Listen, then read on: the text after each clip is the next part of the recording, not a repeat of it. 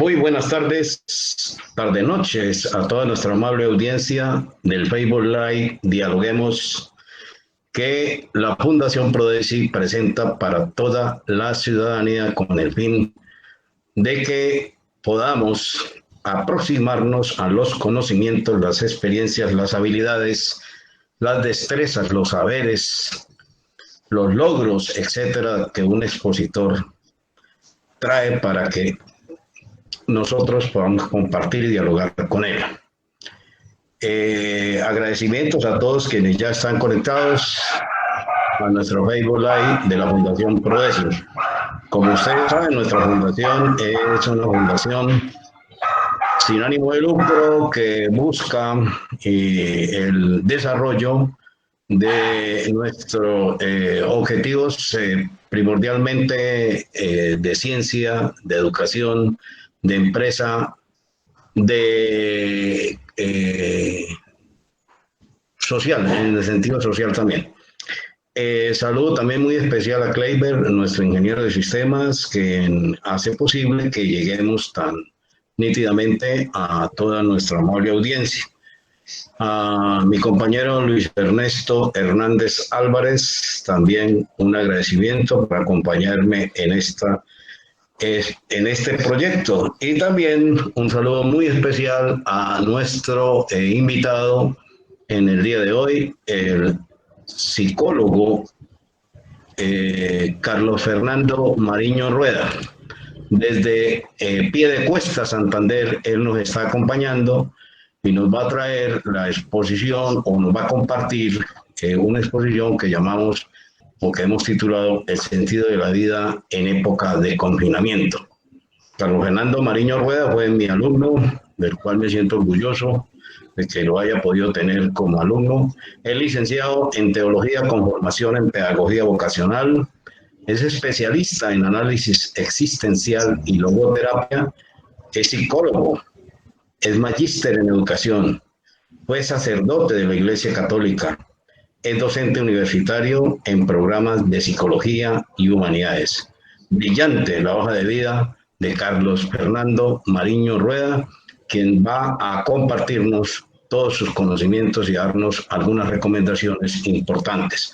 Así que atentos y participemos. Mi compañero Luis Ernesto, muy buenas tardes.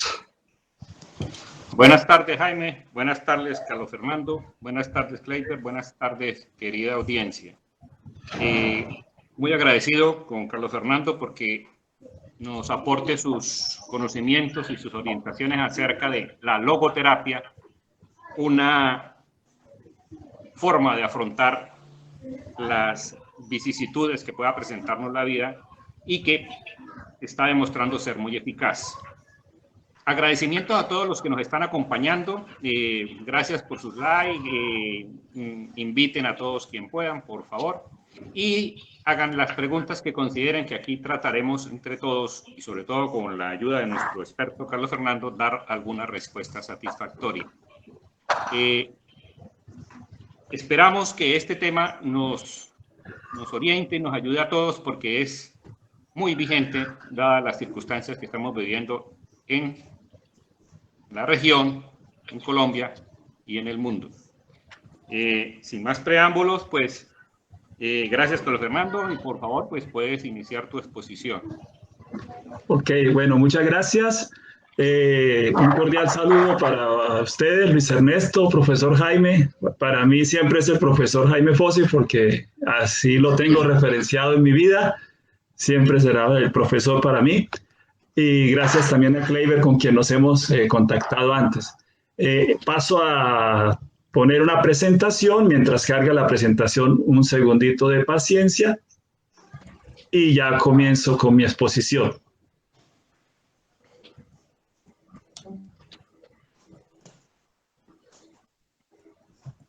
Es importante la tecnología, ¿no? Mire que de varias ciudades del país, especialmente ahorita desde Piedecuesta, Santander, pues nos acompaña. Bien, Carlos Fernando. Perfecto, creo que ya la imagen aparece en pantalla. Entonces, doy inicio a la exposición. Bien, como decían nuestros presentadores, pues yo les voy a hablar de la logoterapia. No me voy a detener tanto en palabras sofisticadas. La idea es que tengamos un mejor aprovechamiento, que nos sirva a todos.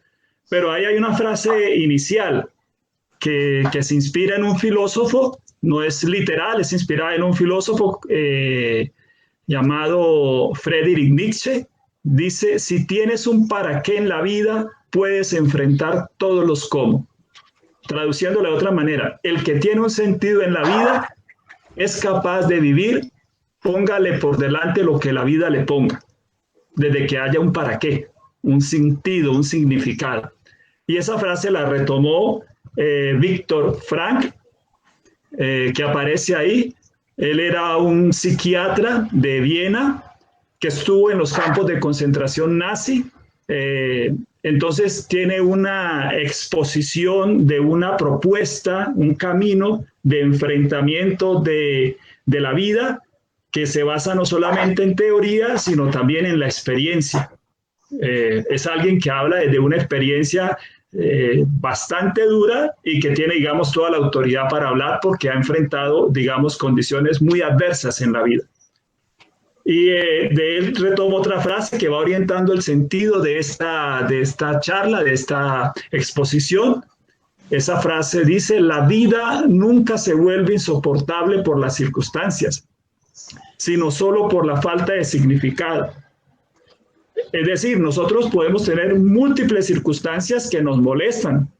La salud, la enfermedad, las condiciones económicas, las circunstancias relacionales de la familia, de la pareja, etcétera. Múltiples circunstancias que pueden ser molestas, pero podemos sobrellevarlas desde que tengamos un significado en la vida. Cuando desaparece el significado, es cuando la vida se nos vuelve difícil y las circunstancias se nos vuelven insoportables. La presentación la vamos a hacer en dos partes. Una primera parte les voy a hacer como una presentación más filosófica. Se llama Una comprensión existencialista del ser humano. Y al terminar esa primera parte, pues tenemos un espacio para responder preguntas, conversar sobre lo que les he expuesto. Y en una segunda parte hago unas recomendaciones de tipo práctico para los momentos que estamos viviendo. Un punto de partida, dice ahí, los seres humanos somos seres en el mundo. El título es Un ser en el mundo. Parece una cosa muy evidente, pero a veces se nos olvida. Se nos olvida que nosotros somos sencillamente, simplemente seres que estamos condicionados por circunstancias históricas. Estamos en Cúcuta y están cayendo rayos, truenos, relámpagos y eso afecta las comunicaciones, la vida, etcétera. Hay problemas con la situación de la frontera, con los migrantes, con la situación económica. Estamos en un planeta donde hay 7.500 o más millones de habitantes, donde hay un virus que está recorriendo el mundo, que afecta a unos, que asusta a otros, que pone en jaque los sistemas de salud, porque somos seres mundanos, es decir, estamos totalmente en conexión, en codependencia de lo que ocurre en el mundo. Y es importante que lo tengamos presente. O sea, que no nos olvidemos de que hacemos parte del mundo, que hacemos parte de la dinámica del mundo y por tanto somos afectados. Es imposible no ser afectado. Ese sería un primer punto de partida, que lo tengamos presente. Somos parte del mundo y soy afectado por las circunstancias en las que vivo. También mis circunstancias biológicas, mi herencia genética, la familia en la que crecí, las relaciones con las que me he enfrentado en la vida, etcétera. Todo eso hace que yo sea el ser humano que soy. Es decir, dependo de mi historia. Y si digamos que hubiese una tecnología sofisticada que me pudiese clonar, pues un clon mío sería otro ser en el mundo con otras circunstancias, con otra vida. No podría ser la misma vida mía aunque tuviese toda mi información genética. Listo. Voy dejando por ahí, si de repente surgen preguntas, pues más adelante las vamos resolviendo para ir avanzando sobre los temas. No nos olvidemos, estamos en el mundo, dependemos del mundo, estamos en sincronía con lo que está ocurriendo con nuestro mundo. Segundo punto, un ser personal. La palabra persona se utiliza generalmente en filosofía. En nuestra vida cotidiana lo utilizamos para referirnos a otro ser humano. Y decimos que un ser humano es persona. A veces hablamos con esa palabra para referirnos a las cualidades, digamos, éticas o a las cualidades humanas, y entonces decimos que ese señor sí es persona, que esa señora sí es persona, etc. En este caso, aquí, en este momento, digamos, con el sentido que le dan generalmente en la filosofía, cuando hablamos de persona queremos decir que el ser humano es una unidad que no se puede dividir. Algo así como que somos un yo, un alguien que no se puede dividir. Cada uno de nosotros, toda su vida, toda su historia, toda su experiencia, todos sus pensamientos, todas sus emociones, todas sus circunstancias, las vivimos como esta unidad que tiene un nombre propio. Se llama Carlos, se llama Angélica, se llama Lumeri, se llama Luis, se llama Jaime. Es una unidad que no se puede dividir, aunque tengamos múltiples dimensiones. Dimensión, por ejemplo, biológica, social, psíquica y espiritual, como veremos más adelante. Y un ser humano no se puede cambiar por otro, porque es persona, porque es una unidad única, irrepetible, indivisible. No se puede cambiar por otro. Puede que otro ocupe un cargo que estaba ocupando otro ser humano. Puede que una persona se divorcie y se vuelva a casar. Puede que un papá tenga varios hijos, pero ese ser humano único, irrepetible, nunca podrá ser ocupado por otro ser humano único, irrepetible. Cada quien es único. Quiere decir que no es conmutable. Eso es bien importante, sobre todo en el mundo en el que vivimos, porque con mucha frecuencia nos volvemos números, nos volvemos cifras, tantos infectados, tantos muertos, tantos en UCI, tantos en camilla, tantos haciendo fila para pasar el puente, etcétera. Número, pero resulta que cada uno de esos tantos es una persona. Y eso es bien importante. Y es importante que me reconozcan como persona. Si yo voy a un lugar de atención y me dicen, pase el 425, pues yo me siento algo así como una cosa, no como una persona. Somos un ser personal. Somos una unidad física, psíquica y espiritual. Bueno, se podría decir que también social. Y ahí hay unas figuras geométricas, unos volúmenes.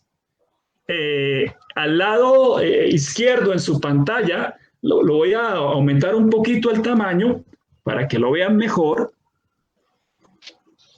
Al lado izquierdo en su pantalla encuentran un cilindro y hacia la izquierda hay un rectángulo y hacia la parte de abajo hay un círculo. ¿Y qué será lo que quiere decir eso? ¿Para qué puso? Nos va a dar clase de geometría, ¿qué es lo que vamos a hacer en este momento? Es para darles una información interesantísima sobre nuestra manera de ver a los seres humanos. Imagínense que ese cilindro es una representación de un ser humano. Es una metáfora, una analogía mejor. Hacia un lado, si yo le pongo luz al cilindro, se proyecta una figura de 4 lados, un rectángulo. Y si le pongo luz desde arriba hacia abajo, se proyecta pues un círculo. Si yo miro a un ser humano desde el punto de vista de su funcionamiento orgánico, de sus células, de sus procesos químicos, físicos, yo perfectamente puedo decir, el ser humano es un animal. Y es correcto, es un animal. Pero si yo miro al ser humano desde el punto de vista de su capacidad de decidir, de su capacidad de aceptar valores, de su capacidad de dar la vida, inclusive por lo que le considera valioso, importante, entonces yo digo, no, no es simplemente un animal, es otro tipo de ser. ¿Qué quiere decir entonces esa figura? Que dependiendo del enfoque con el que miremos a un ser humano, lo podemos reducir. Lo puedo reducir a que es un rectángulo, un animal. Lo puedo reducir a que es un círculo, o sea, un ángel. Sí, también lo puedo reducir desde el punto de vista espiritual. Pienso que los seres humanos son ángeles porque lo estoy viendo solamente como desconectado de su biología, de sus circunstancias, etcétera. Podemos reducir a los seres humanos dependiendo de cómo lo enfocamos, pero sigue siendo una unidad, como decíamos antes. Al lado derecho hay otras tres figuras para decir lo siguiente, que seres diferentes pueden parecer semejantes y sin embargo son seres diferentes. Se lo voy a poner con un ejemplo. Si a mí me ocurre un accidente y resulta que en el lugar por allá inhóspito donde me ocurrió el accidente, lo único que hay es un veterinario. Y el veterinario dice, tiene una herida, hay que limpiársela, hay que desinfectársela y hay que suturarla. Y por ahí no hay enfermera, médico, y lo que hay es un veterinario. El veterinario lo hace, como si yo fuera un caballo, una mula, una vaca, lo que fuera. ¿Qué quiere decir? Que desde el punto de vista de una cierta mirada, los seres humanos somos como los animales. Podemos ser tratados como un animal perfectamente. Desde otro punto de vista, podemos ser tratados como un ser social. Pueden hacer estudios sobre cómo se comportan, por ejemplo, colonias de animales y decir, de manera semejante se comportan los humanos. Pero, ¿cuál es el mensaje? Que como somos una unidad, no podemos ser reducidos a ninguna de nuestras dimensiones, ni siquiera a la dimensión espiritual.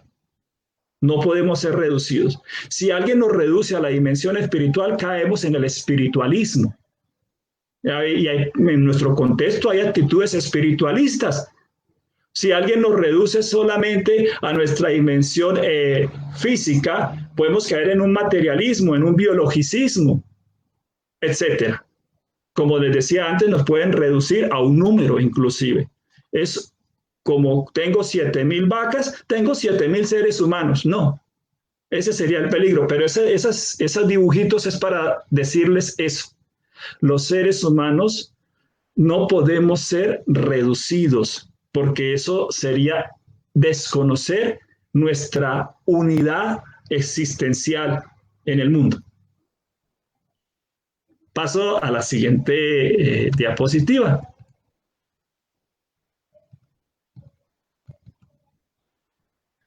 Un ser libre y responsable. Ahí hay un dibujo muy interesante que es muy conocido. Se llaman manos que se dibujan. ¿Qué se quiere decir con esa imagen? Unas manos que se dibujan a sí mismas. Los seres humanos somos unos seres que se llaman facultativos. ¿Qué quiere decir eso? Unos seres que somos capaces de crear nuestra propia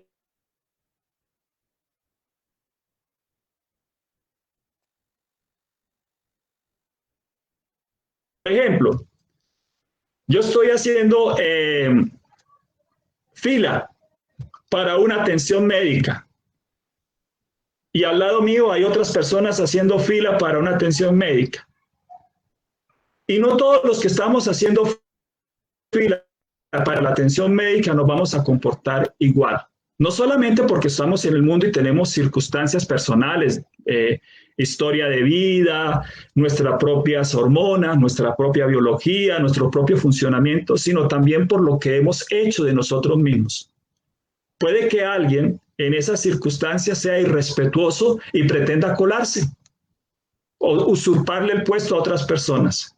Puede que alguien sea generoso y vea a alguien que está en una situación de mayor necesidad y diga, mire, le cedo mi puesto, usted coja mi puesto y yo me salgo y me voy para el último puesto. A propósito, un pequeño paréntesis, cuando usted deja meter a alguien adelante suyo, usted no le cedió su puesto, usted le cedió el puesto de todos. Para que usted le ceda su puesto tiene que irse para la cola, para la parte de atrás, ahí sí le cedió el puesto. Cierro el pequeño paréntesis, que a veces hacemos eso. Entonces, ¿cómo nos comportamos nosotros como seres humanos? Es el resultado del ejercicio de nuestra libertad. Ese es un término muy polémico, decir que somos libres. Digamos que somos un poquito libres. No somos absolutamente libres, pero somos un poquito libres. Yo no puedo decidir tener o no tener cáncer. No lo puedo decidir. No puedo decidir que lo que yo hago le guste o no le guste a las demás personas. No lo puedo decidir. No puedo decidir haber nacido en un país donde hablan español. No lo puedo decidir. Estoy condicionado de múltiples maneras.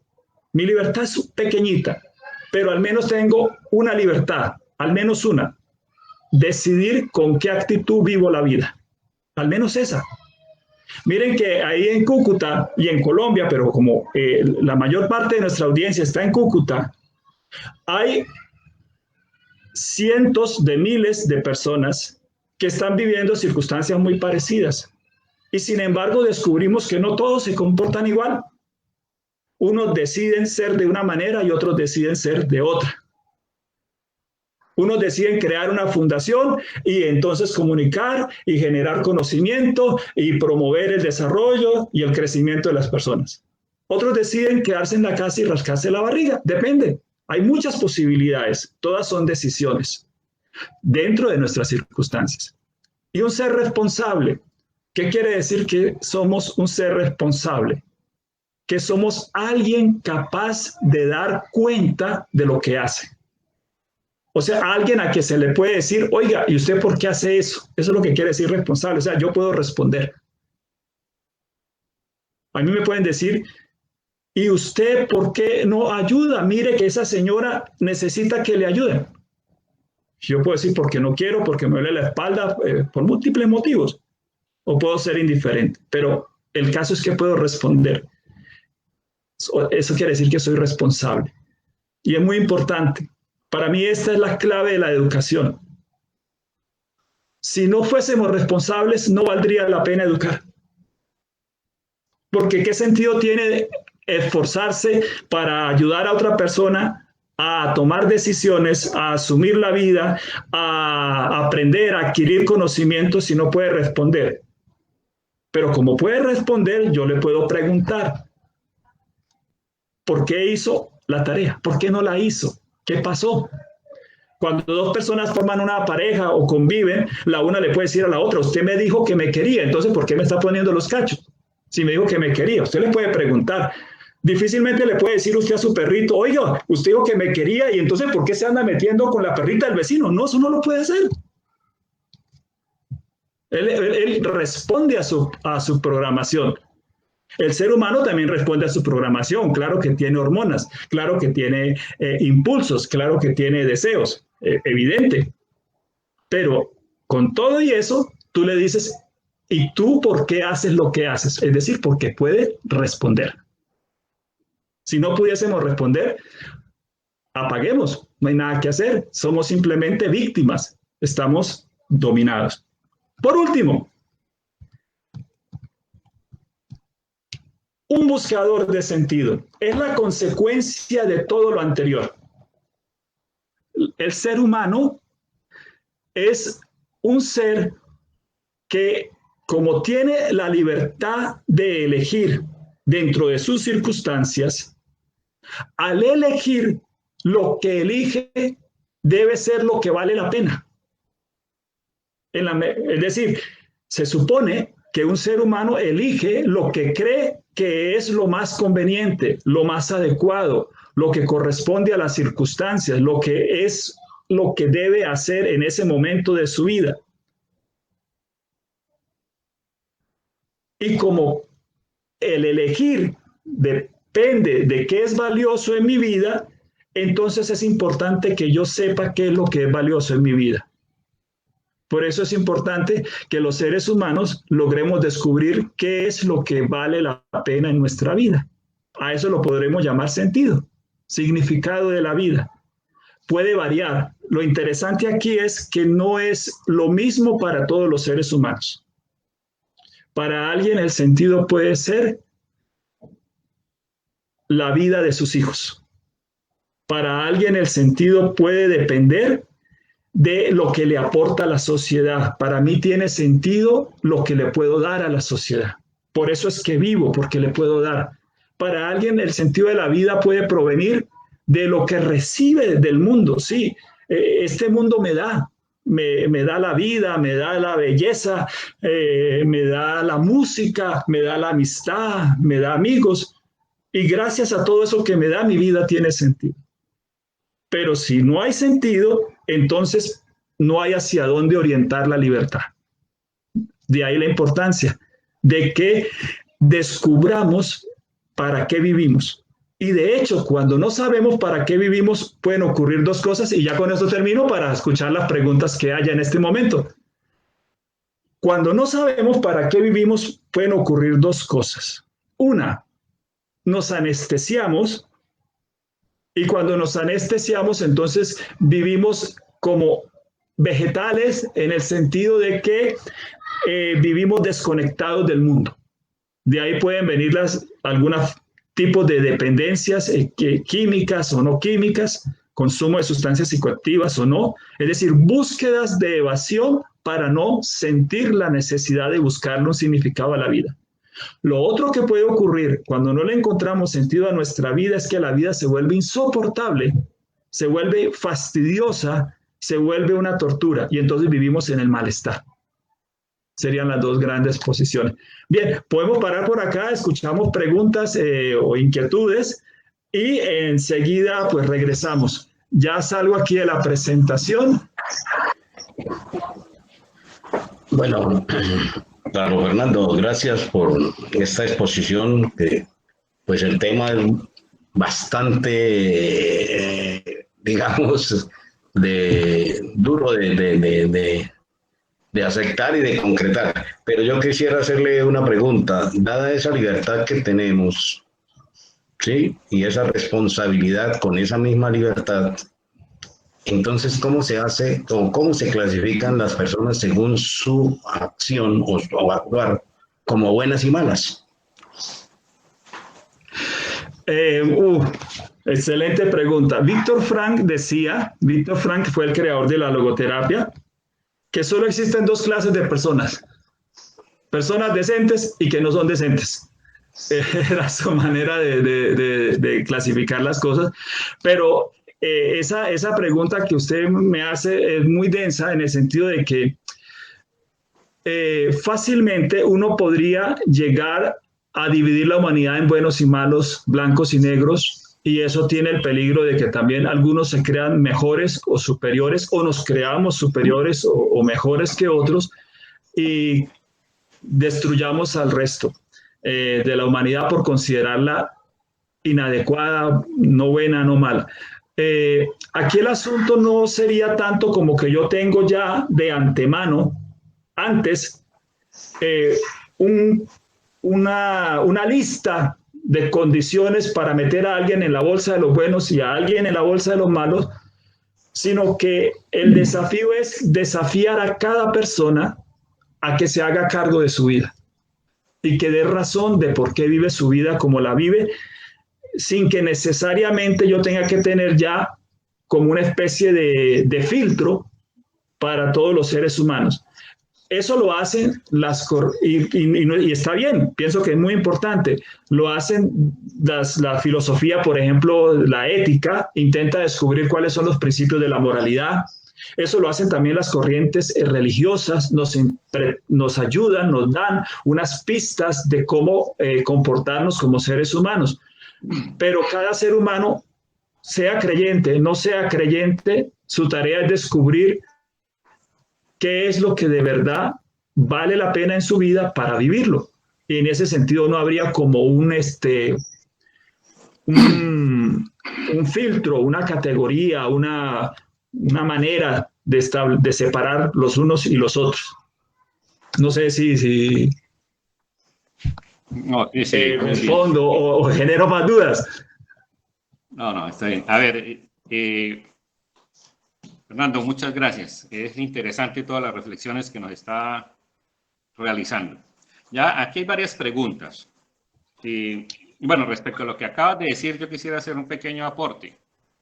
Y es que la condición de bueno o malo ha sido históricamente el manejo de los poderosos. O sea, realmente no hay un estándar universal en el tiempo para qué es bueno y qué es malo. Depende de quien esté manejando el poder, induce a catalogar lo bueno y a catalogar lo malo. Pienso que realmente sale como del interior poder definir si daño o no a otro ser humano, que sería como la esencia. Bueno, mira, aquí hay varias preguntas interesantes. Empecemos por esta. ¿Qué opina de la pirámide de Maslow?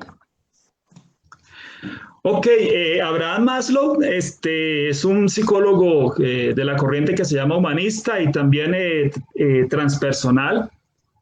Él, en su pirámide, nos dice que hay unas necesidades humanas y que los seres humanos vamos satisfaciendo esas necesidades.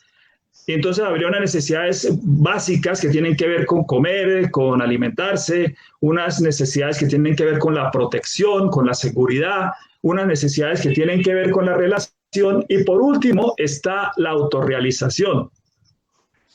Yo estoy muy de acuerdo con esa pirámide. Todos los seres humanos, ya por el hecho de ser mundanos, tenemos necesidades y hay que resolver esas necesidades.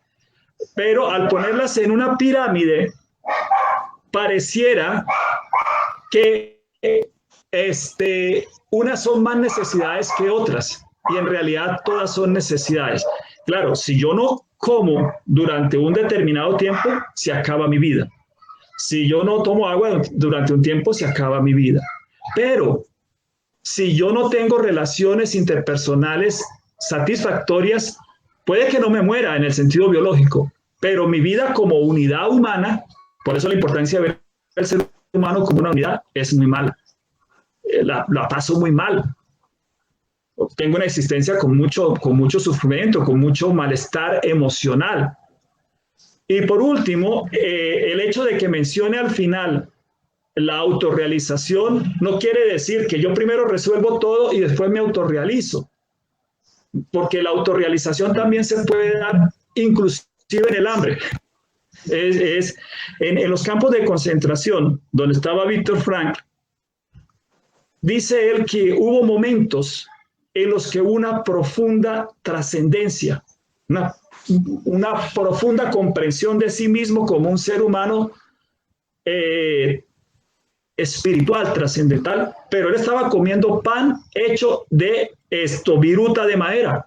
Imagínense, pan hecho de viruta de madera, eso era lo que comían y estaba trabajando todo el día y estaban en invierno y tenían los huesos pegados, o mucho la piel pegada a los huesos y en algunos momentos vivió esa experiencia de sentido profundo, de autorrealización, inclusive en la peor adversidad. Entonces, la pirámide de Maslow nos dice, tenemos necesidades, hay que satisfacer esas necesidades, totalmente de acuerdo, pero yo diría, tener el cuidado de no pensar que unas son más necesidades que otras. Todas son necesidades humanas. El sentido también es una necesidad tan importante como la alimentación. Bien, Carlos Fernando, mira, hay bastantes interesantes preguntas.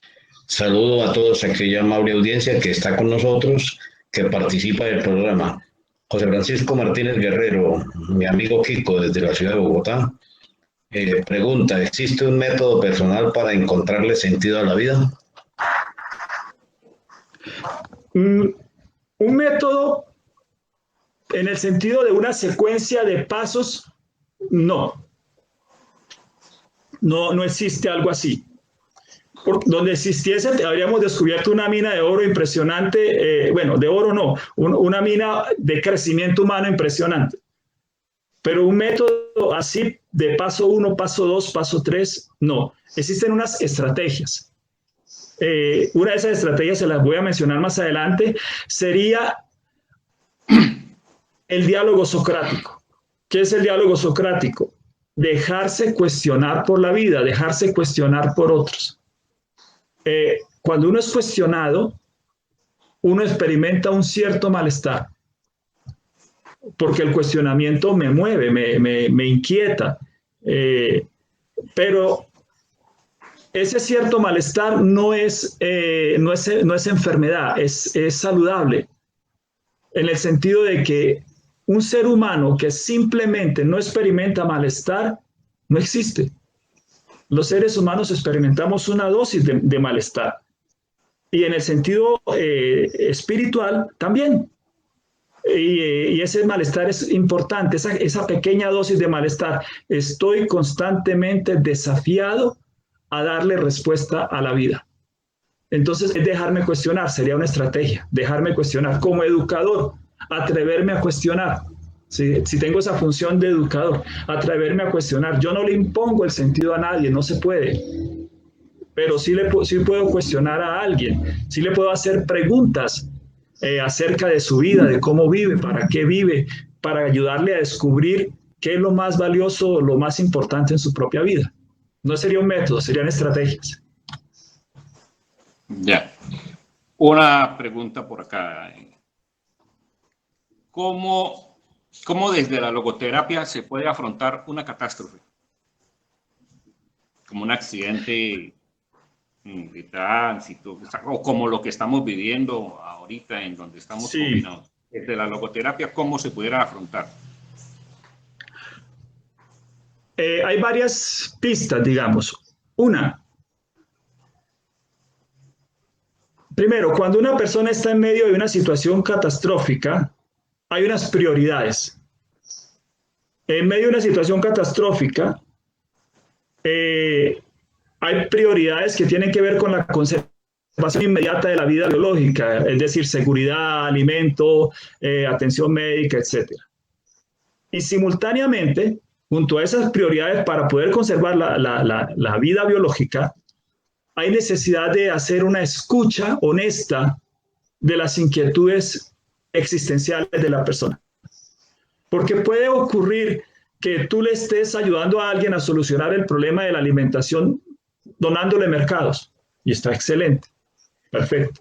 Pero simultáneamente esa persona está viviendo una dosis adicional de sufrimiento muy grande porque se está preguntando, por ejemplo, ¿por qué a mí?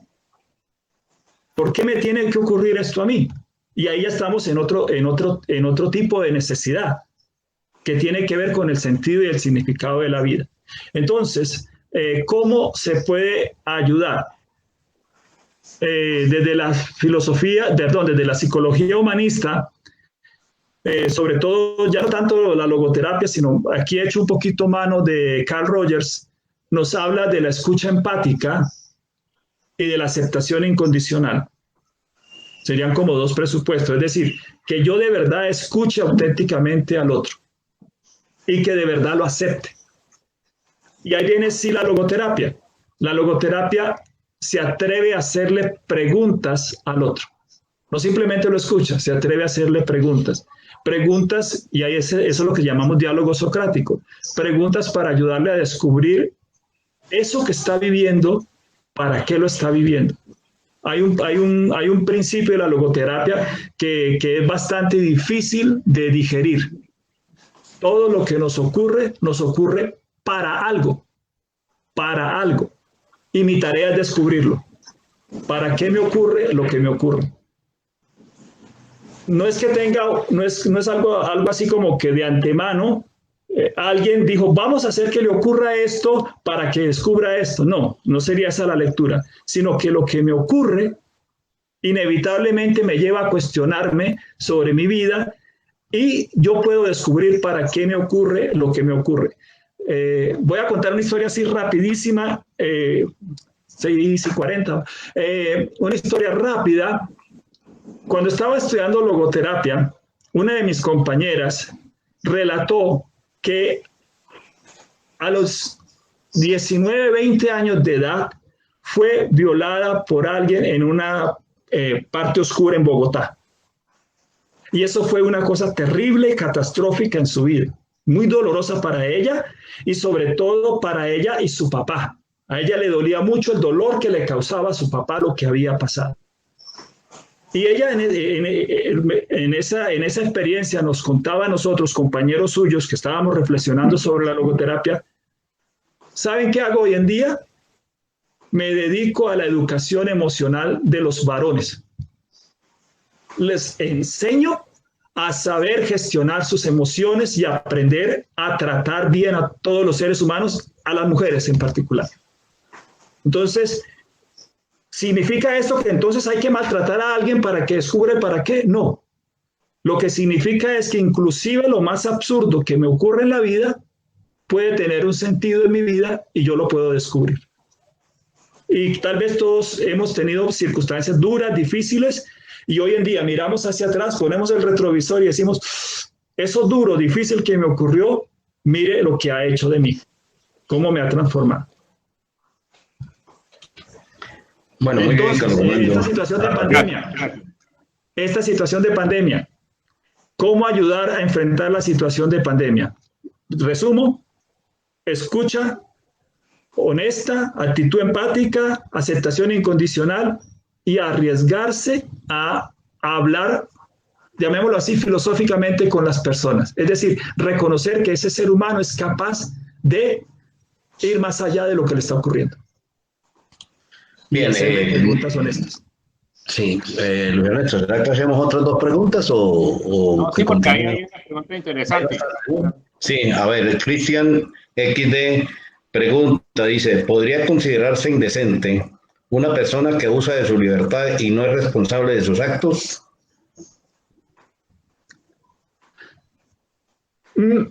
Tal vez sí, en el sentido de que no se haga responsable de sí mismo y de lo que hace. Pero lo que decía Luis Ernesto al comienzo es bien valioso.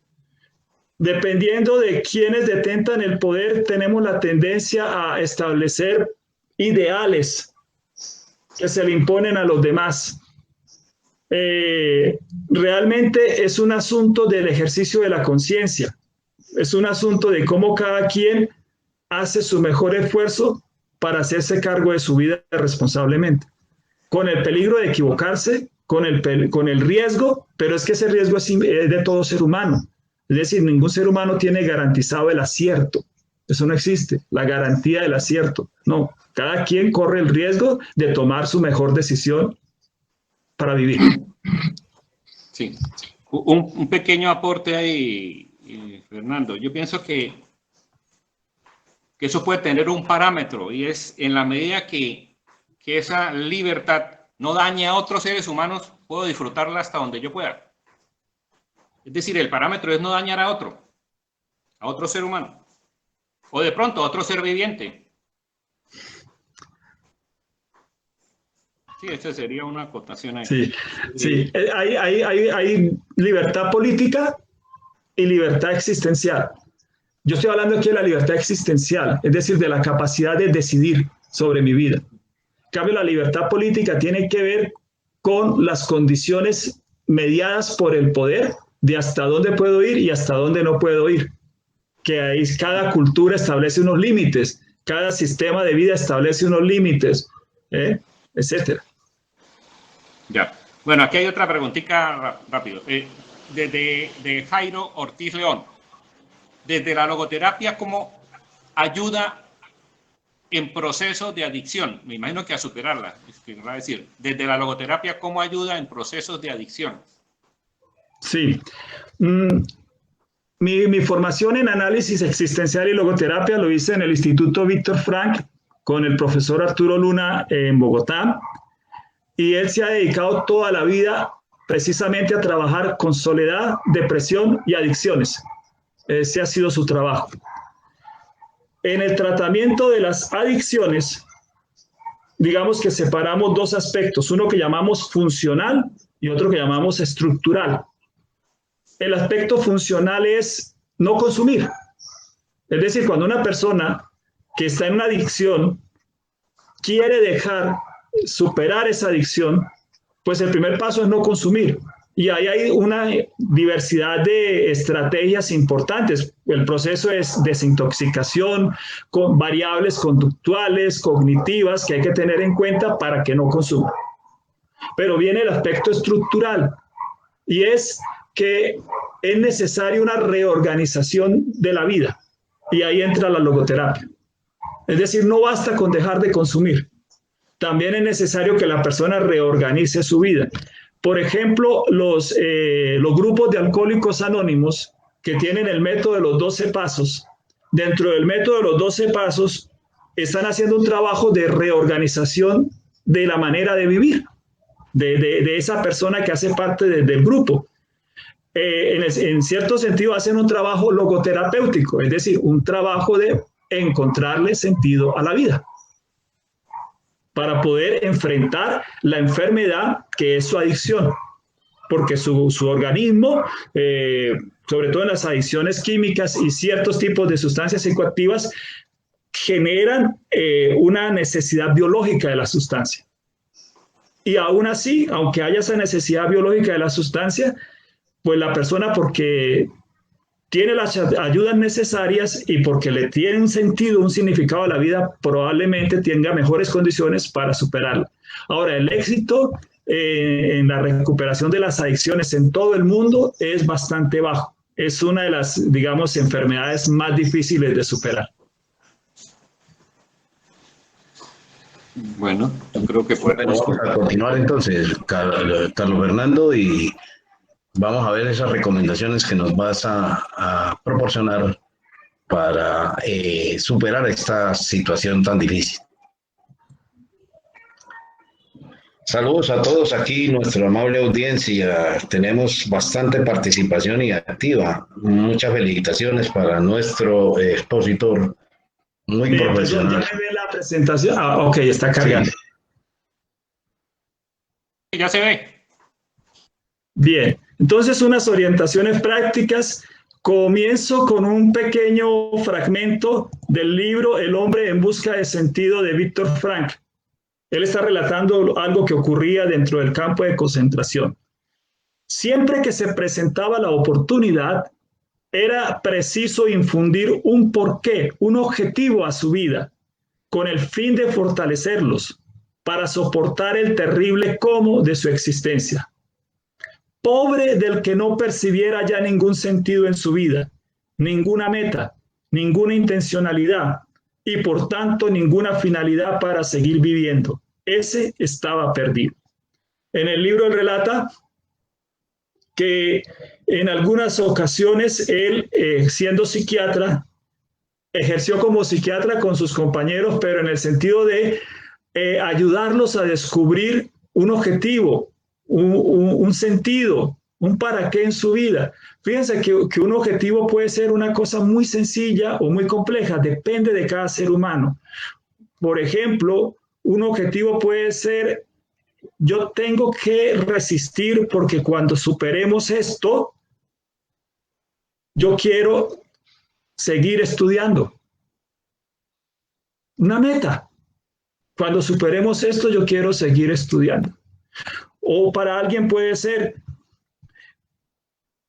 es necesario seguir luchando porque yo amo a mis hijos y tengo que traerles en la medida de lo posible el pan a la mesa.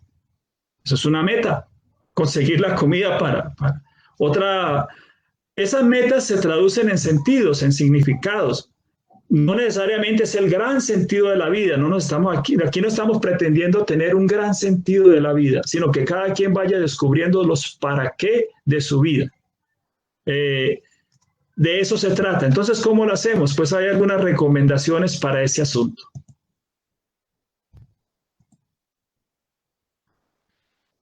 Primero, romper los círculos neuróticos que impiden ir más allá de sí mismo. ¿Qué quiere decir eso? Los seres humanos somos seres espirituales precisamente porque somos capaces de ir más allá de nosotros mismos. A eso nos referimos con espiritualidad en logoterapia, no estamos hablando de religión. estamos hablando de una dimensión humana. ¿Qué quiere decir? Que el ser humano, cuando se mira a sí mismo, se bloquea. Hay una analogía muy bonita. El ojo que se ve a sí mismo está enfermo, porque tiene un terigio, porque tiene algo que lo está afectando. El ojo no se ve a sí mismo, el ojo ve. Algo parecido podríamos aplicar al ser humano. Cuando el ser humano se vuelve sobre sí mismo y no logra salir de lo que le ocurre, eso es lo que se llamaría un círculo neurótico. Es decir, cae solamente en el lamentarse de su condición, en el quedar atrapado en su condición. Entonces, para salir de ahí, porque no ayuda. Sí, es muy entendible, pero no ayuda. Si una persona está pasando por una situación difícil, como la pueden estar pasando muchísimos colombianos en este momento, como por ejemplo el desempleo, y se sienta y dice, pobre de mí, soy un pobre desempleado, y vuelve, soy un pobre desempleado, y vuelve, soy un pobre desempleado, cayó en un círculo neurótico, es decir, cayó en una dinámica de sufrimiento, de dolor. Entonces, hay que ayudar a romper ese círculo. Hay dos estrategias. Una se llama la de reflexión. De reflexión es cortar la reflexión, o sea, que no reflexione tanto, porque esa reflexión no lo lleva a ninguna parte. En la psicología cognitiva lo llaman rumiar, dejar de rumiar, o sea, como las vacas, de estar mastique y mastique y mastique el problema. Parar de masticar el problema. ¿Cómo se puede lograr eso? En la logoterapia tenemos un ejercicio que es comunitario, se llaman círculos de reflexión. Por ejemplo, en un barrio se podrían organizar círculos de reflexión, es decir, encuentros que tienen la finalidad de vivir experiencias en las que me distraigo. Por ejemplo, los encuentros que se hacen de personas de la tercera edad, en los que juegan, comparten, etcétera, es una manera de romper un círculo vicioso de reflexión. Haciéndole pregunta a la persona para que dirija su atención a otra cosa, es decir, buscar la manera de que la atención no se quede concentrada sobre sí mismo y piensa sobre sí mismo. Otra estrategia es la intención paradójica. La intención paradójica es pretender aquello que me causa tanto malestar. Por eso se llama paradójica. Supongamos, alguien siente mucho miedo de ir a pedir empleo. Le aterroriza esa experiencia de ir a pedir empleo. Le genera ansiedad, le genera angustia. Y se queda en la casa porque no es capaz de salir a pedir el empleo. Entonces, en la intención paradójica, le dice, oiga, hagamos una cosa. Busque sentir mucho miedo. A ver qué pasa. ¿Qué es lo peor que puede pasar? Ojo, yo no le estoy diciendo busque pedir mucho empleo, no, sino eso que tanto teme, búsquelo intencionalmente. Es difícil porque cuando uno le dice a una persona busque intencionalmente lo que teme, pues va a decir, pues, ¿qué le pasa si eso es lo que yo temo? Pero se trata de un ejercicio de diálogo, de convencimiento, de decirle, pues, ¿qué es lo peor que puede ocurrir? Que te digan que no, que pierdas una tarde, pues hágale. Estoy intentando sacarlo del círculo vicioso, de que le genera malestar. Relacionarse humanamente es muy importante, no instrumentalizar. Una cosa que se puede hacer, que es muy sencilla, que se puede hacer en la casa, al menos en un momento del día, encuéntrese con las otras personas de su familia con la única intención de encontrarse con ellos. No es para pedirles plata, no es para pedirles un favor, eso es instrumentalizar. no es para hacer una tarea, no, es por el solo gusto de encontrarse. Por lo menos un momento en el día, desayunamos juntos. Y desayunamos juntos y nos alegramos de encontrarnos. O jugamos dominó. Jugamos a un encuentro humano que no tiene otra intencionalidad que estar contigo, con esta persona. Puede que, bueno, ya se liberó más la posibilidad de salir de las casas, pero hace un mes atrás o 2 meses atrás, muchas personas ya estaban comenzando a sentirse muy mal de estar encerradas, aunque algunas no, otras estaban sintiendo muy bien. Inclusive fue la oportunidad para reencontrarse humanamente con seres de su propia casa, que no había visto y ahora sí los estaba viendo, se estaban encontrando. Entonces, relacionarse humanamente, eso que tiene que ver con la búsqueda de sentido, que es un espacio que permite encontrarle significado a la vida. No es que le dé el sentido a la vida, pero da el espacio para encontrarle sentido, significado a la vida.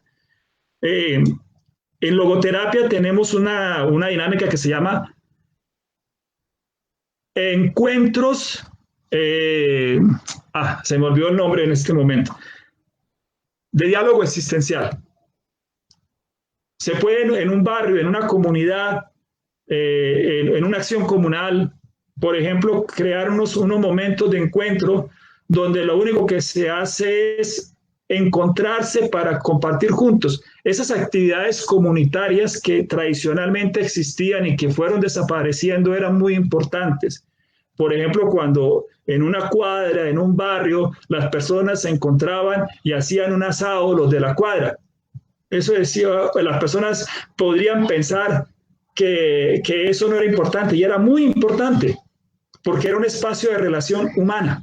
O sea, me encuentro con el otro porque es mi vecino, porque como ser humano, punto. Y ya no, eso ha venido desapareciendo. Y a veces hasta se filosofaba en esos encuentros, o sea, se hablaba de la vida, de las dificultades, de lo que estaba ocurriendo, y ayudaba a que cada quien haga su proceso de descubrir para qué vivo, qué es importante, qué es valioso. Cuidar del ser humano completo. Esto está directamente conectado con una pregunta que me hicieron, la de la pirámide de Maslow. El ser humano completo es biológico, psíquico, social, espiritual. No puedo descuidar la buena alimentación si se puede. No puedo descuidar relaciones interpersonales que me satisfagan si se puede. No puedo descuidar la protección de la vida si se puede. Recuerden que somos mundanos. Siempre estamos condicionados. No puedo descuidar hacerme cargo de para qué vivo, porque todo eso es el ser humano completo. En el punto, digamos, existencial, logoterapéutico, es dejarse confrontar por los valores, que fue una de las respuestas que yo di antes, dejarse confrontar por los valores. En logoterapia hablamos de 3 tipos de valores. Los valores que provienen de lo que yo le doy a la vida. Soy carpintero.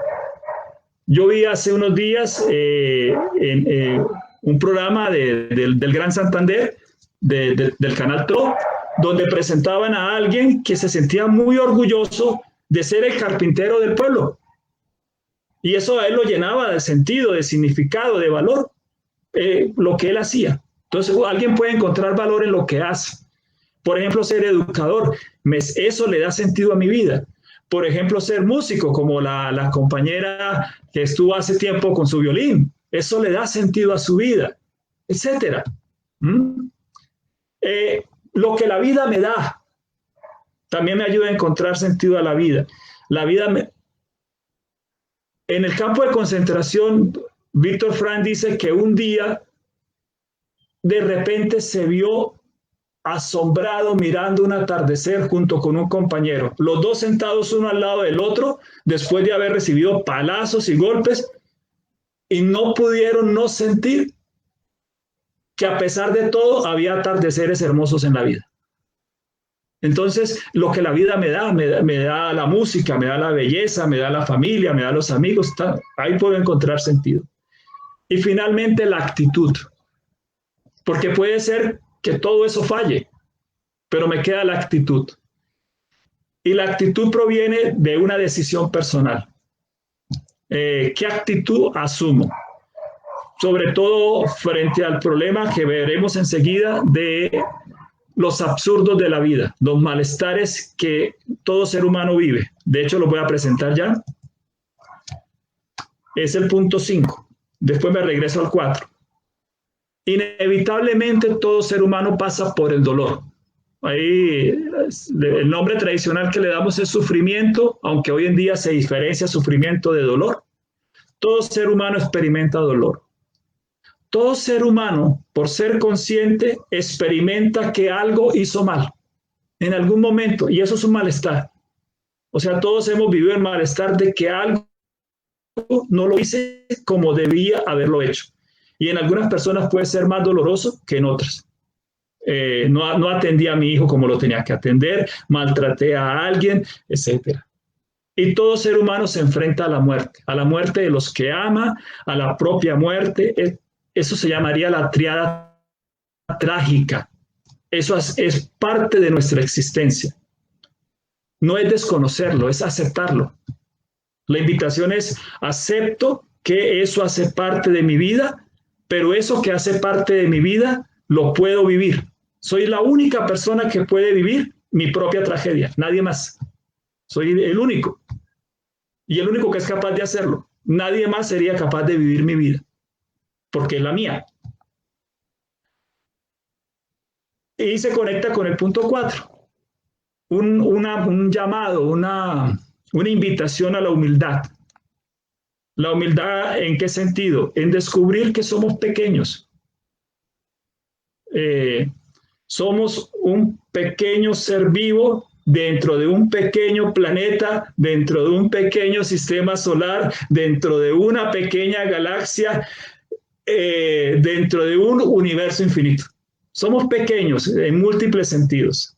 En cuanto al conocimiento, en cuanto a la potencia, en cuanto a... es aceptar nuestra pequeñez. Es un camino para enfrentar con sentido la vida. Porque aunque seamos pequeños, viene la contraparte, aunque seamos pequeños, somos seres humanos capaces de trascender.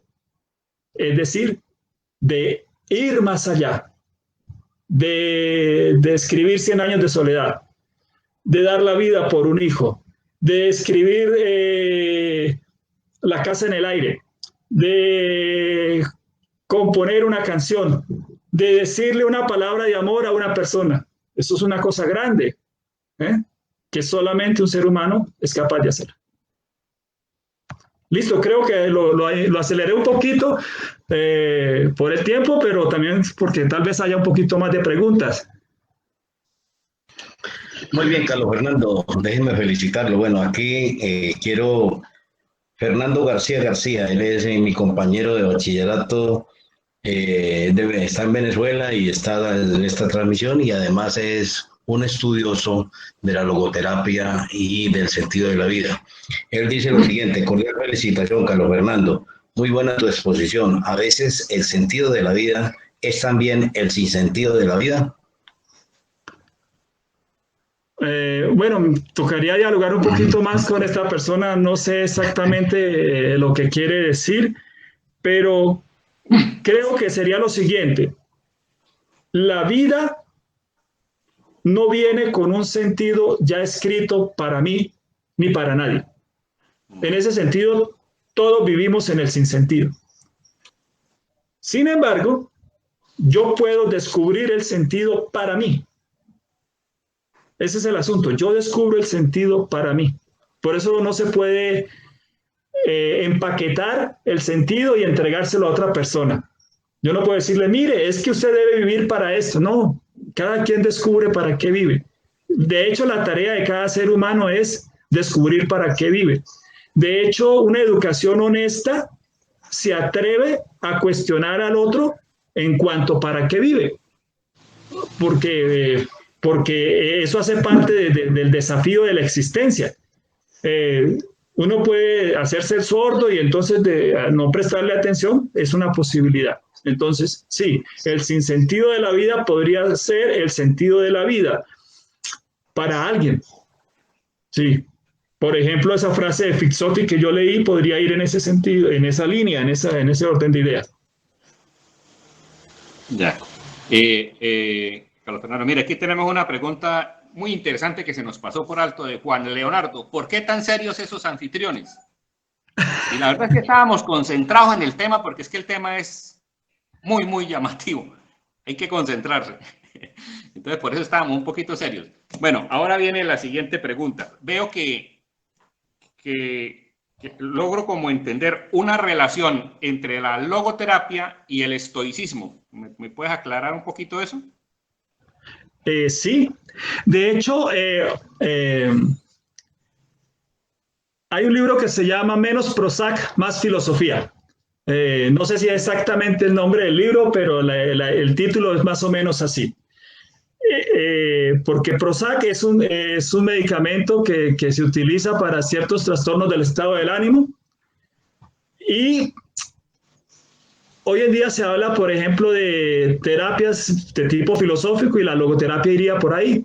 El estoicismo es una corriente filosófica, pero también es una corriente de estilo de vida. No es simplemente una manera de reflexionar, sino también es una manera de vivir. Podría ir de la mano, sí, muy, muy cercana al estoicismo, pero entendiéndolo bien, porque es que vulgarmente cuando dicen yo soy estoico o mi filosofía es estoica, entonces la persona dice, este es como una especie de pendejo para darle garrote. Eso no sería el estoicismo.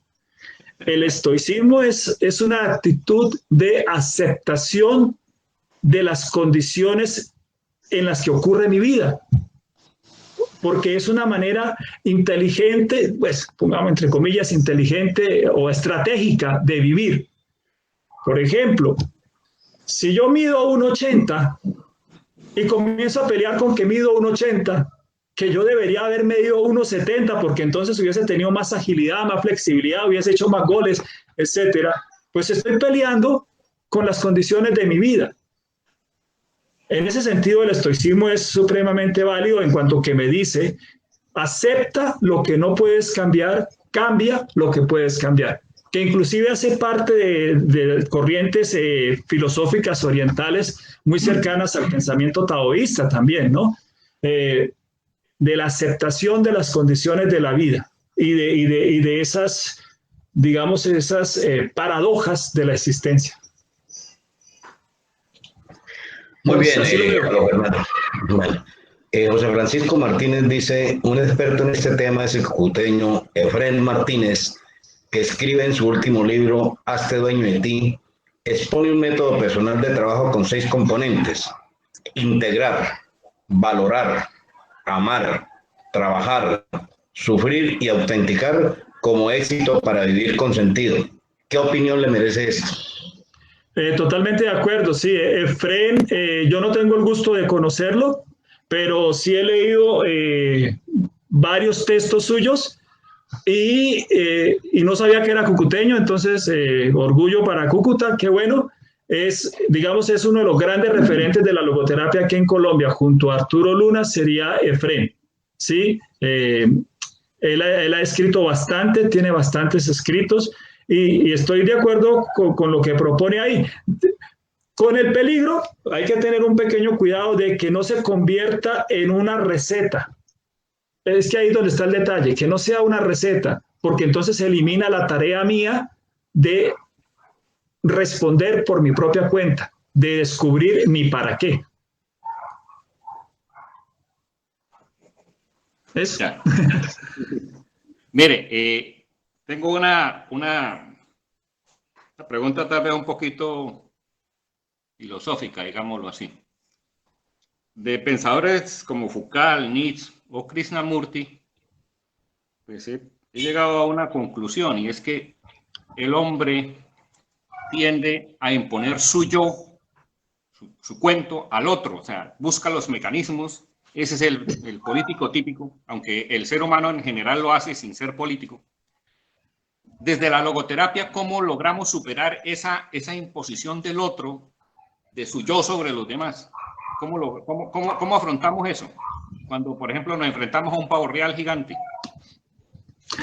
Sí, digamos que la estrategia básica de la logoterapia sería el diálogo socrático, que en la historia de la filosofía es de origen de Sócrates. Pero en el caso de Sócrates era con relación al conocimiento, ¿sí? A la generación de conocimiento, el descubrimiento de lo que es verdad y lo que no es verdad. Aplicado a la existencia, cuando yo dialogo socráticamente con otra persona, lo que yo intento es que la persona descubra su verdad, no la mía, la de él, el sentido de su vida, no el mío. Eso no quiere decir que si yo pienso diferente me lo tenga que callar, que si yo veo las cosas diferente me lo tenga que callar. No, se lo puedo decir, pero no se lo puedo imponer. De hecho, eso es un principio básico. Yo no le puedo imponer a nadie mi sentido de la vida. Si alguien en ese encuentro pretende que su verdad sea mi verdad, pues yo también tengo toda la libertad de decirle, no estoy de acuerdo y no te la acepto. Porque de hecho, ese es el punto ese es un elemento básico de la logoterapia, que el sentido de la vida es una tarea personal. Entonces, claro, algunas veces nos ocurre, en algunas épocas de nuestra vida, que hemos descubierto algo para nosotros mismos y nos parece tan bueno que se lo queremos imponer a todos. Algunas veces con una actitud de pavo real, otras veces sin actitud de pavo real, pero igual se lo queremos imponer al otro, porque descubrí lo que yo creo que es la piedra filosofal, la verdad, acabo de descubrirlo y se lo quiero imponer a los demás. Y resulta que es una tarea de cada quien. Por eso decía cuando me hicieron la pregunta de Fren, que me estoy de acuerdo, esas tareas que él propone ahí, estoy de acuerdo, pero tener el cuidado de que no se vuelva una receta que le pongo a otra persona. Muy bien, Carlos Fernando. Mira, aquí está Net Hernández, nos dice, ¿qué opinión le merecen las personas que le han utilizado práctica a la tríada oscura?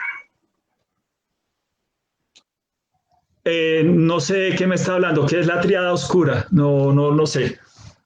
Si es la tríada trágica, opinión práctica. No, lo siento mucho. Realmente no logro descifrar la pregunta. Si de repente nos la aclara un poquito más.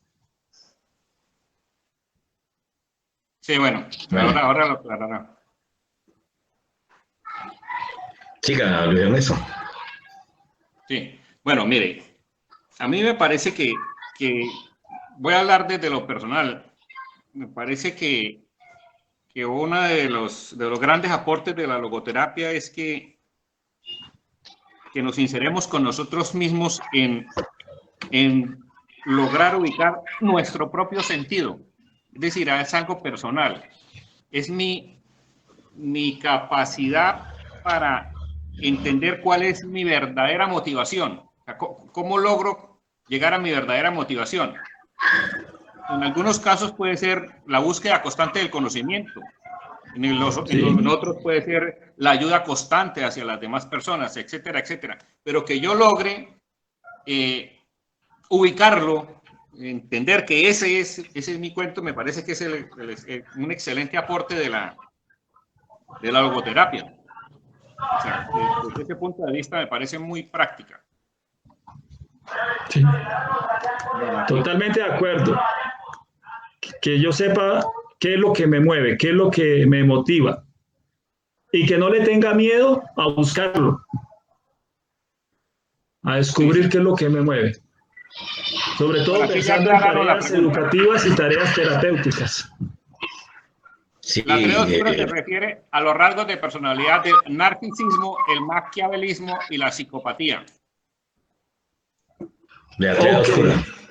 Sí, me recuerda la pregunta que preguntaba sobre la triada oscura. ¿Qué opinión le merecen las personas que le dan utilidad práctica a la triada oscura? O sea, es decir, al narcisismo, al maquiavelismo y a la psicopatía. Es decir, esas personas que eso lo consideran una herramienta práctica para ellos. Narcisismo, maquiavelismo y psicopatía. Bueno, para mí realmente es una novedad ese tema. Entonces, como lo creo entenderlo realmente. Supongo que habrá, el maquiavelismo como principio me dice que el fin justifica los medios, ¿no? El narcisismo como principio me dice que yo soy lo más bello, lo más grande, lo mejor. Y la psicopatía, muy complicado porque no hay una sola psicopatía. Ni todos los psiquiatras y psicólogos tienen una definición estable de psicopatía. De hecho, se tienen manuales de diagnóstico que han venido variando a lo largo del tiempo. Y también en los sistemas de salud también hay diagnósticos. Entonces, la psicopatía no sé exacta, sería como el hecho de enfermarse psíquicamente.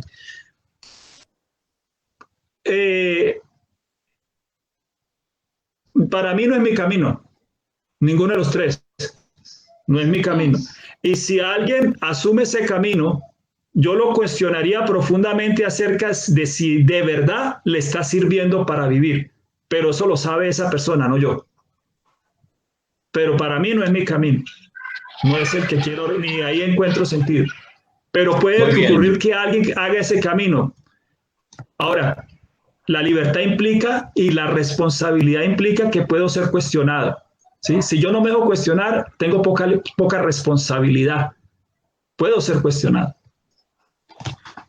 Muy bien, Carlos Fernando. Mire, Ximena Ojeda nos dice, en la actualidad nos encontramos con personas que su sentido de vida es sobrevivir al día a día. En este contexto, ¿se podría hablar de logoterapia cuando la crisis social no permite pensar más allá de suplir una necesidad básica?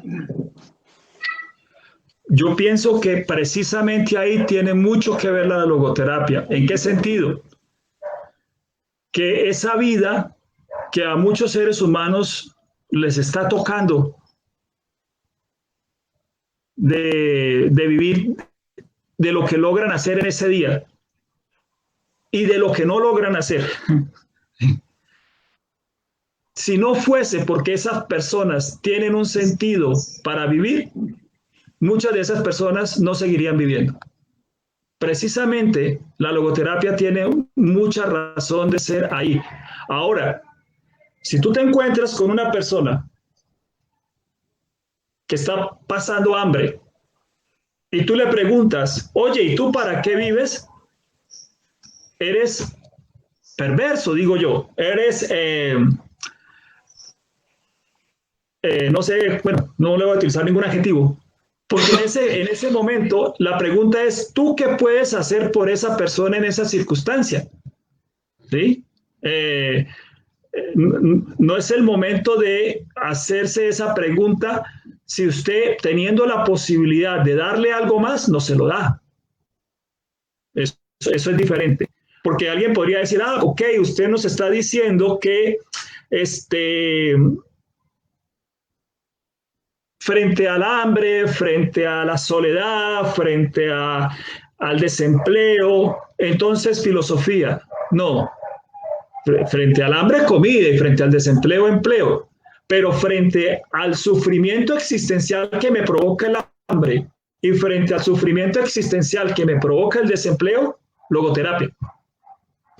Porque el hambre me genera un desafío existencial. A eso voy. Pero si alguien que está pasando sed y yo le puedo dar el agua, no se la doy, entonces pues no sé qué clase de ser humano seré. ¿Sí? Si puedo hacerlo, si está dentro de mis posibilidades, y en lugar de eso le hago una pregunta filosófica. Pero si le puedo dar el agua y le puedo hacer la pregunta filosófica, qué bien, ¿sí? Una pequeña historia muy interesante.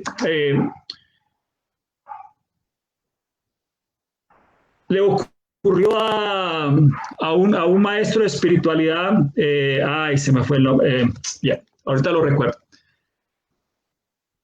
Fue a ver a una señora joven de unos 30 años que se estaba muriendo. En una situación de hambre, de pobreza. Y él intentaba consolarla frente a todas sus desgracias. ¿Sí? Intentaba consolarla porque su vida estaba al límite, ya no daban para más y lo que tenía era puras desgracias. Y fue ella, esta persona, y es una historia contada por él mismo, ahorita recuerdo el nombre si lo logro hacer, un sacerdote en la India, que es maestro de espiritualidad. Bien, cuando él estaba intentando hacer de todo para calmar a esta persona pensando en que tenía hambre, que estaba enferma, que se iba a morir, que dejaba unos hijos, fue esta persona la que le dijo, mire, usted no sabe lo agradecida que estoy por lo bueno y bonito que he visto en la vida a pesar de todo. Paradójico, absurdo, sí, si quieren. Entonces, eso no quiere decir que nos vamos a descuidar de los temas sociales, de los temas políticos, de los temas que tienen que ver con la equidad, con el bienestar, con el desarrollo, con la igualdad de oportunidades. Pero si yo solamente veo al ser humano desde esa perspectiva, caigo en un reduccionismo. ¿Recuerdan las figuritas que les mostré? Entonces estamos solamente viendo una proyección. Si yo solamente me concentro en el pan o en el agua y descuido el conocimiento y descuido la belleza y descuido la estética y descuido lo demás, me estoy quedando solamente con un pedacito de ser humano. Esa sería mi respuesta.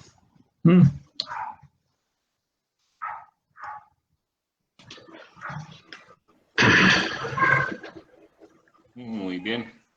Bueno, Jaime, creo que ya como que hemos terminado la... Por aquí tengo una pregunta, vamos a hacer esta y dice, de acuerdo a lo que acabaste de decir, desde el sentido de vida, de la vida, ¿se puede decir que hay crecimiento a partir del sufrimiento o dolor? Sí. Perdón, esa pregunta la hace Jairo Ortiz León. Muchísimas gracias. Sí. Sí hay crecimiento a partir del sufrimiento y del dolor. Pero un papá que le mete zancadilla a un hijo para que aprenda a partir del dolor, no es un papá, es un tirano. Aunque hay sufrimiento a partir del sufrimiento y del dolor. Es decir, no es que yo tenga que diagnosticarle sufrimiento y dolor a una persona para que crezca, sino que puedo ayudarla a partir del sufrimiento y del dolor que inevitablemente va encontrando en su vida a crecer. Y ella, aunque yo no exista como educador o como terapeuta, ella también puede crecer con sus propios recursos a partir de su propio sufrimiento y su propio dolor. Sí. O sea, por lo que le entiendo, se puede decir que es una herramienta que se puede usar si se presenta, pero no porque yo la presente. Exacto. Sí, pero lo digo así porque algunos papás pueden caer en el error de causarle dolor a los hijos. Y de hecho, en algunas épocas de la historia, ciertas pedagogías también fueron de causar dolor. Y no es que yo causo el dolor, porque si tú le causas dolor a quien ama para que crezca, pues haces unas cosas extrañísimas, ¿sí? Muy rara. Pero si el dolor se presenta, hay que dejar que la persona se haga cargo de su dolor, ¿sí? No le ahorre el dolor a otra persona que es suyo, es de ella. Pero si puede evitarle el dolor, evítese. Porque eso hace parte de mi humanidad, de mi sentido de compasión, de identificación con los otros seres humanos. Muy bien, Carlos Fernando. Esto, Listo, Luis Ernesto. Bueno, Puedes Jaime. ir ya, entonces ahí agradeciéndole a Carlos y ya este espacio que nos dio o estas experiencias y estos conocimientos. Y hay muchas cosas que pueden ustedes ir mirando dentro del chat del programa, y el programa queda grabado dentro de la página de la Fundación en el Facebook Live. Los invitamos a que vayan de nuevo a la página, puedan oírlo de nuevo, toda la charla, toda la conferencia, y estas preguntas que están aquí de pronto pudiéramos en algún momento, los que nos hicieron falta, darle alguna respuesta. Muchísimas gracias, Carlos. Luis Ernesto, Con mucho le gusto. doy la palabra. Bueno, muy agradecido, Carlos Fernando. Excelente tema, excelente programa. Es un espacio, ha sido un espacio de reflexión y considero que ha sido un espacio que puede sernos muy útil para todos nosotros. Hallarle sentido, nuestro sentido, a la existencia para que podamos afrontar lo que aparezca, porque si tenemos un sentido, tenemos la capacidad de afrontar lo que aparezca. Entonces, agradecido, Fernando, gracias, mi estimado. Con mucho gusto, gracias a ustedes. Bueno, gracias a nuestro ingeniero Kleiber y que pasen una feliz noche. También para decirles, contarles que el próximo miércoles vamos a tener a Andrea Mejía dándonos sus conocimientos y sus impresiones y sus recomendaciones acerca del manejo de las TICs en esta época de pandemia. Entonces es un tema interesante que tendremos el próximo miércoles. Carlos Fernando, le doy la palabra para que haga su despedida del programa y entonces pasaremos a hacer la despedida final. Bueno, pues muchas gracias para todos y para todas las personas que están presentes. La frase, digamos, con la que me gustaría cerrar es, desde la logoterapia le decimos sí a la vida que vivimos, en la que estamos, a pesar de todas sus circunstancias, porque vale la pena lucharla y vivirla. Sí, a pesar de todo. Y muchas gracias. Bueno, muchas gracias, Carlos Fernando, y a toda la amable audiencia que no pude saludar porque el tema estuvo tan interesante, de María Silvia Roa, Yolanda Medina, Angélica Guillén, Marisol Yáñez, Norma desde los Estados Unidos, Ximena Ojeda, bueno, Cristian, estuvo muy pendiente Fernando, a todos ellos muchísimas gracias. Prodesi les agradece su amable audiencia, su asistencia al programa. El próximo miércoles los esperamos a las 6 de la tarde. No olviden, aquí estamos para servirle a nuestra comunidad. Feliz noche. Buenas noches a todos. Bueno.